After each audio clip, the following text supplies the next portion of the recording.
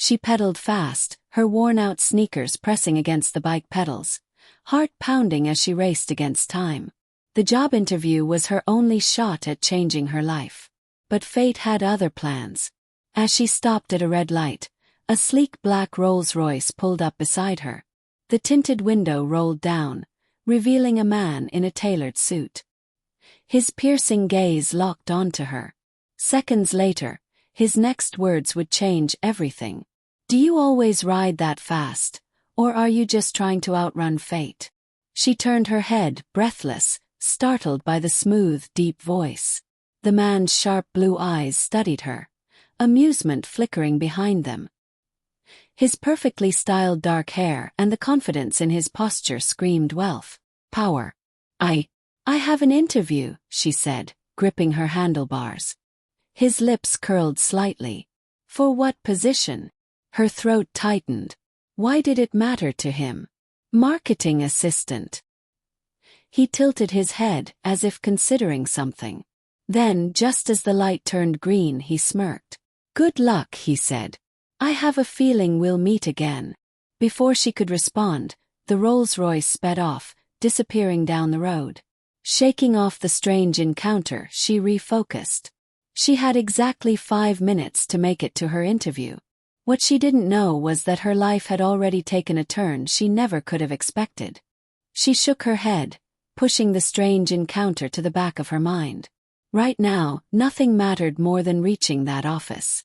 The company, Stratton Enterprises, was one of the biggest marketing firms in the city. Landing this job would mean stability, something she hadn't had in years. Pedaling harder, she wove through traffic, ignoring the ache in her legs. But just 2 blocks away from the building, fate played another cruel trick. Pothole. Her front tire dipped in sharply, and before she could react, she was airborne. Time slowed. The next thing she knew, she was on the pavement, her palms scraped raw, her dress torn at the knee. Her bike lay beside her, its front wheel bent. Panic surged through her. No, not now. Ignoring the pain, she stumbled up, clutching her bag. She had no choice but to run. By the time she reached the gleaming glass doors of Stratton Enterprises, she was breathless, her hair a mess, sweat trickling down her back. The receptionist glanced up, barely concealing her disapproval. "May I help you?" I have an interview," she panted, pushing damp strands of hair from her face. "For the marketing assistant position." The woman arched a brow. "You're late." Her stomach dropped. "Please, I just..." Before she could finish, a door swung open down the hall. A deep, familiar voice sent a shiver down her spine. "Let her in." Her breath caught. The man from the Rolls-Royce stood there, arms crossed, eyes locked onto hers. Her world tilted. Why was he here? She swallowed hard, her heart pounding for an entirely different reason now. The man leaned against the doorway, his sharp blue eyes scanning her from head to toe. The receptionist straightened instantly, her attitude shifting. "Sir, this is..." "I know who she is," he interrupted smoothly. Then, turning to her, he gestured toward the office. "Come in." Still in shock, she hesitated before stepping forward. Inside, the room was massive. Floor-to-ceiling windows, sleek modern furniture, and a breathtaking view of the city skyline. He walked around his large desk, taking a seat, fingers steepled. "Sit." She did, feeling completely out of place in her torn dress and scraped hands. "I assume you didn't know who I was when we met earlier," he mused. She frowned. "No. Should I?" He chuckled, a rich, deep sound. "I'm Adrian Stratton, CEO of Stratton Enterprises." Her stomach flipped. Oh my God. She had been casually chatting with the Adrian Stratton, the same man who ran one of the most successful marketing firms in the country. "Hi," she cleared her throat. "I didn't realize." He smirked. "That much was obvious." She shifted nervously. "I understand if you don't want to consider me for the job. I was late and..." "I don't make decisions based on a clock," he cut in. "I make them based on potential." Hope flickered inside her. "So, you're saying I still have a chance?" He leaned forward, his piercing gaze locking onto hers. "I'm saying," he murmured, "you already have the job." Her first day at work was a whirlwind. Stratton Enterprises was bigger than she had imagined. Polished floors, high-tech conference rooms, and employees who looked like they had stepped out of a fashion magazine. She felt out of place in her thrift store blazer and scuffed shoes, but she kept her head high. Her direct supervisor, Michelle, a sleek, no-nonsense woman in her 30s, gave her a tour, speaking in rapid-fire instructions. The CEO takes his coffee black, no sugar. He hates small talk but expects absolute efficiency. Never be late to meetings and never, ever, interrupt him. Her stomach twisted. Adrian had seemed almost charming before, but this made him sound impossible. As the day progressed, she caught glimpses of him, always in the distance, always surrounded by important-looking people. But then, just as she was about to leave for the day, a voice stopped her. "Miss Carter." He turned, startled. Adrian stood in the hallway, his gaze unreadable. "Come to my office," he said. Her pulse spiked. Why did it feel like her life was about to change again? Her breath hitched as Adrian turned and walked toward his office, expecting her to follow. She swallowed hard. Stay professional. He was her boss now, nothing more. Stepping inside his office, she felt the air shift. The room was dimly lit, the city skyline glowing through the glass windows. Adrian leaned against his desk, watching her with that unreadable expression. "I assume your first day wasn't easy," he said. She hesitated, then nodded. "It was a lot." His lips quirked. "That's corporate life for you." She shifted on her feet. "Did you call me here for something specific?" Adrian studied her for a moment before speaking. "There's a gala tomorrow night," he said. "A high-profile event for business elites." She frowned. "Okay. I want you to be my date." Her heart nearly stopped. "Excuse me." Adrian's gaze didn't waver. "It's not a romantic invitation," he clarified. "I need someone by my side, someone fresh, unpredictable." "You." She stared at him, stunned. "Why me?" He smirked. "Because you intrigue me." A strange heat crawled up her spine. I don't belong at a gala like that," she stammered. "I don't have the right clothes, the right—" "I'll take care of everything," he said smoothly. "Just say yes." She hesitated. This was a terrible idea. And yet, something in his gaze made her pulse race. "Against every ounce of logic," she whispered. "Okay." The next evening, a package arrived at her tiny apartment. Inside, she found a stunning black evening gown, delicate heels, and a note. "Wear this. I'll pick you up at 7. Adrian." Her hands shook as she held the fabric. This wasn't real. It couldn't be. But when 7 p.m. arrived, a sleek Rolls-Royce pulled up outside, and Adrian stepped out, dressed in a perfectly tailored tuxedo. His eyes swept over her, something dark and unreadable flashing through them. "You clean up well," he murmured. Her breath caught. So did he. And as he extended his hand, guiding her into a world she had never dared to dream of, she knew. This was just the beginnings. The Rolls-Royce glided through the city. She stole a glance at Adrian. He was effortlessly confident, his sharp features illuminated by the passing streetlights. "Are you nervous?" he asked, his voice smooth. She let out a breathy laugh. "Should I be?" He smirked. "Business galas are full of sharks. Some will smile in your face while planning to stab you in the back." Her fingers tightened in her lap. "Sounds lovely." He chuckled. "Just stay close to me." Her stomach twisted at the casual protectiveness in his tone. Moments later, they arrived at an extravagant hotel, its entrance swarming with photographers and luxury cars. Adrian stepped out first, then extended a hand to her. Cameras flashed as she took it, stepping into a world so different from her own. Inside, chandeliers sparkled, and the air buzzed with elegant conversations. She felt out of place, but Adrian's presence beside her was grounding. Then, a tall blonde woman in a red gown sauntered over, her eyes flickering between them. "Adrian," she purred. Who's your new friend? He smirked. This is my date. The woman's eyes narrowed slightly. You've never brought a date to these things before. He slid an arm around her waist, pulling her closer. There's a first time for everything, he said. Her pulse raced. Was this all just a game to him? And why did she suddenly wish it wasn't? As the night progressed, whispers followed them. People stole curious glances, some intrigued, others judgmental. At one point, Adrian led her to a quiet balcony overlooking the city. You're handling this better than I expected, he said, sipping his drink. She turned to him, crossing her arms. Why did you really bring me here?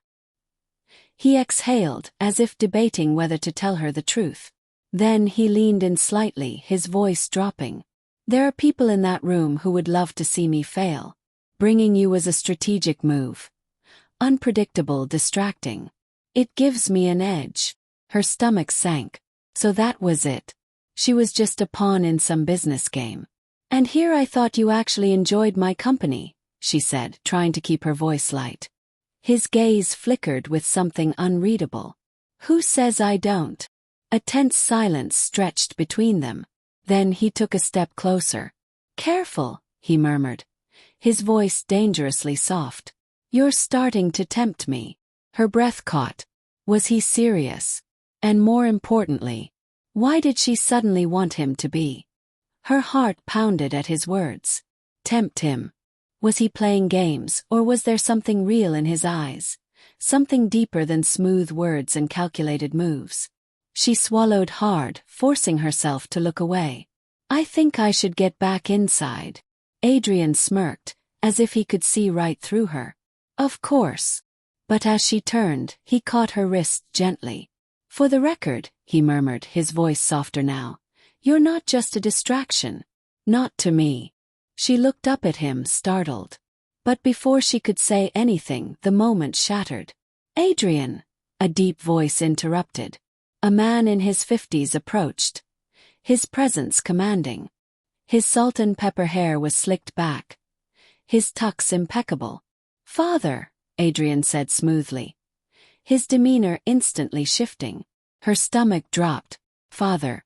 The older man barely glanced at her before focusing on Adrian. A word. Alone. Adrian's jaw tightened, but he nodded. I'll be back, he told her, then followed his father inside. She exhaled, her mind spinning. Why did she suddenly feel like she had stepped into something much bigger than herself? And why, despite everything, did she want to stay? Left alone, she leaned against the balcony railing, trying to steady her thoughts. Minutes later, she spotted Adrian's father watching her from across the room. And then he approached. Miss! He trailed off, waiting for her to fill in her name. She hesitated. Carter. He nodded, studying her like a businessman evaluating a deal. I assume you know who I am. She swallowed. Yes, sir. He smiled, cold and calculated. Then you know my son is not someone who lets people into his life easily. She stiffened. I don't know what you think this is, he continued. But Adrian does not do relationships. He never has. And he certainly won't start now. A strange ache settled in her chest. I don't expect anything from him, she said carefully. His father's smirk deepened. Good. Keep it that way. Then, without another word, he walked away, leaving her shaken. A few minutes later, Adrian returned. His expression unreadable. Are you okay? She forced a smile. Of course. But something had shifted inside her. The next few weeks at work because now she had a choice to make. Confusing. Walk away before she got professionally, or risk everything and fall. Fleeting glances, lingering touches when he handed her a document, the way he always seemed aware of her presence. She told herself she was imagining things. Until one evening. She had stayed late to finish a report. The office was quiet, most employees already gone. Just as she was about to leave, she heard a voice behind her. You work too hard. He turned, startled. Adrian leaned against her desk. His tie loosened, sleeves rolled up. He looked different like this. Less like the untouchable CEO and more like a man she could actually reach. You're one to talk, she teased, tilting her head. Shouldn't you be home by now? His smirk was lazy. Maybe I was waiting for you. Her heart skipped a beat. He took a slow step forward. Do you know what frustrates me the most, Miss Carter? She swallowed. What? His voice dropped to a whisper. I can't figure you out. The air between them crackled. For the first time she saw it clear as day. This wasn't just one-sided. He wanted her to. But just as quickly he stepped back, running a hand through his hair. This is a bad idea, he muttered. And then, before she could process what had just happened, he walked away, leaving her standing there, breathless, knowing that nothing would ever be the same. The air was thick between them, the tension crackling like a live wire. His eyes flickered to her lips, and before she could even think, his mouth crashed against hers. The kiss was desperate, full of everything he had been holding back. She gasped against him, but then she was kissing him back, her hands fisting in his shirt. For weeks they had danced around this. For weeks they had pretended it wasn't there. But now there was no denying it. Adrian groaned, deepening the kiss, pulling her against him. It was reckless. It was forbidden. And yet neither of them could stop. But then, a knock at the door. They ripped apart, both breathing hard.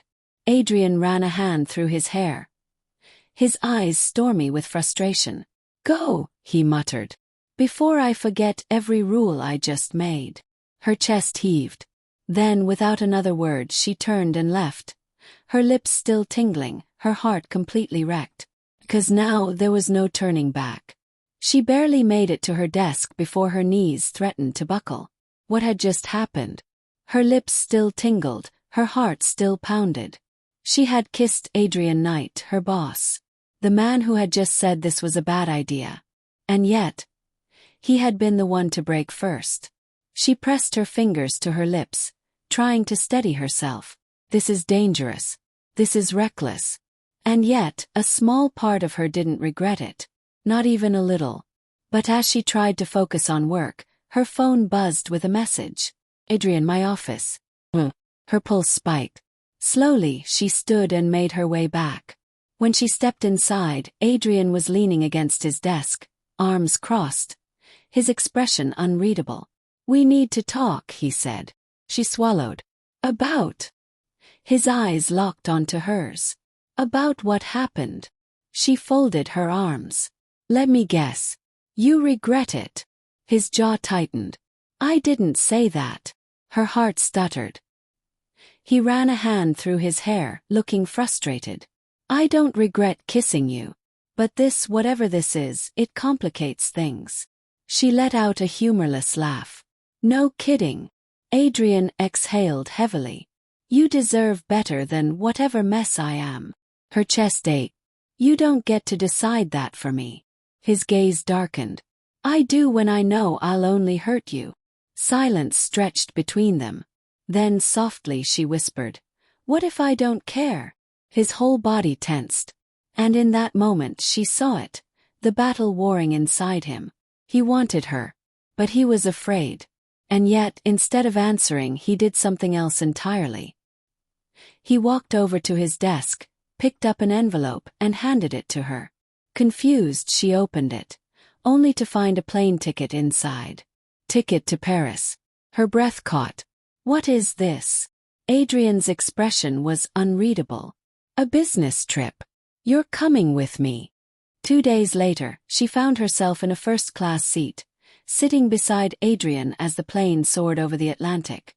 She had never left the country before. Never even dared to dream of Paris. Yet here she was. Adrian, on the other hand, looked completely at ease. Dressed in a crisp suit, sipping his whiskey like this was just another day. But every so often she'd catch him glancing at her, like he felt the shift between them too. When they landed, a car whisked them to a 5-star hotel overlooking the Eiffel Tower. Her room was stunning, complete with floor-to-ceiling windows and a king-sized bed that looked softer than clouds. She was still taking it all in when a knock sounded at the door. She opened it to find Adrian, his tie loosened, sleeves rolled up. "Dinner," he said simply. "With me." Her heart flipped. This wasn't part of the schedule.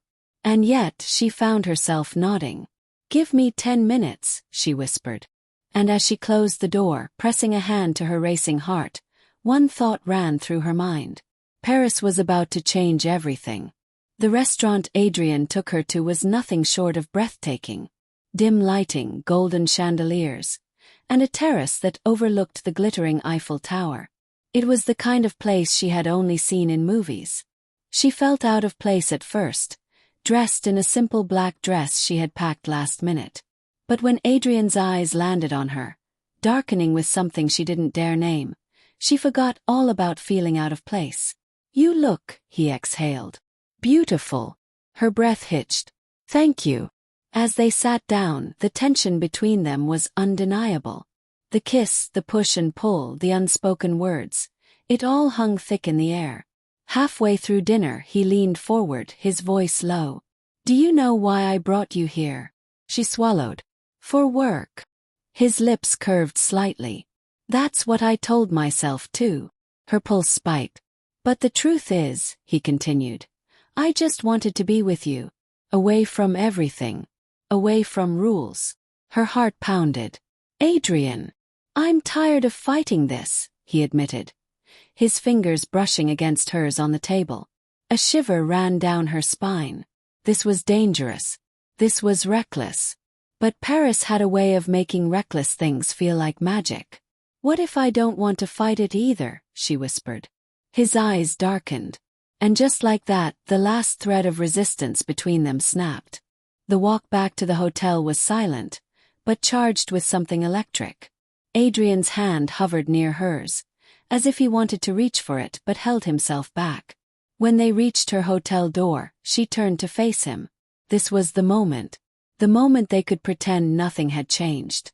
The moment he could say goodnight and walk away. But he didn't. Instead, he stepped closer. So close she could feel his warmth. "If I walk away now," he murmured, "I don't think I'll be able to stop myself next time." Her pulse thundered. "Then don't walk away." His control snapped. In the next breath, his lips were on hers. His hands gripping her waist, pulling her against him. It wasn't just a kiss. It was weeks of tension, of unspoken feelings, of every stolen glance and lingering touch finally catching fire. She clung to him, her fingers curling into his shirt as he deepened the kiss, as if he had been starving for this. When they finally broke apart, both breathless, his forehead rested against hers. "This is a bad idea," he whispered. She smiled softly. "Then why does it feel so right?" His only answer was another kiss. And this time neither of them stopped.